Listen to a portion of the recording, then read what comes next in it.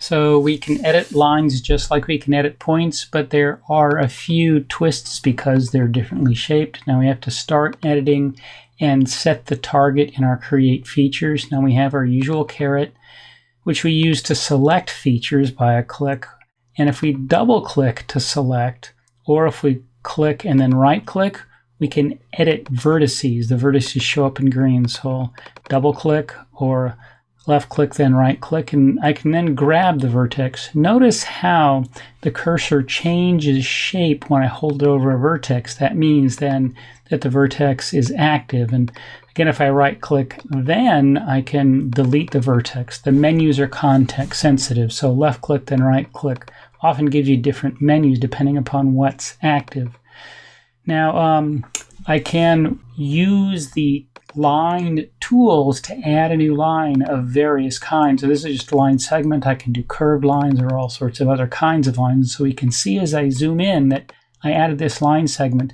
And we have to think about snapping, because with lines we want them to be continuous most of the time, one line connecting to another. So I have to set my snapping as noted in the instructions and in the book. And I want the boat docks here to participate in my snapping, which means I'll snap vertices to vertices or vertices to edges. In the snapping, I have to set an option, which is the snap distance, again covered in the reading, how far that snapping will activate. And I don't want it too big nor too small. If it's too big, everything snaps to everything else and it's inefficient. If it's too small, it's also inefficient because I can't grab stuff. So you can see as I pull the vertex away and then bring it close, it gets within that snap distance, it gets pulled over to be coincident with an existing vertex. So here I have a 2 meter snapping tolerance, and you notice I can't move a vertex. I want to move it a ½ meter or less than that.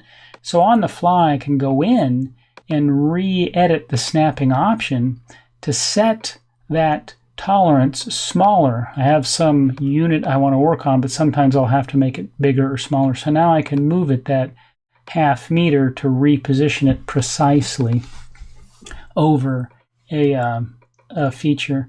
Now I can also select multiple features, so I can hold the shift key and select, or drag over multiple features to select them all at once, and then I can merge those features. So here are these 3 boat docks. These 3 lines get merged into one line because it's really only one continuous feature I want to work with together. Remember, you're going back and forth between the cursor, that is this selection caret, and the tools, and you'll basically move vertices and split and add and change the location of things until you get the boat docks to be just as they're supposed to be. Remember to save your edits at the end.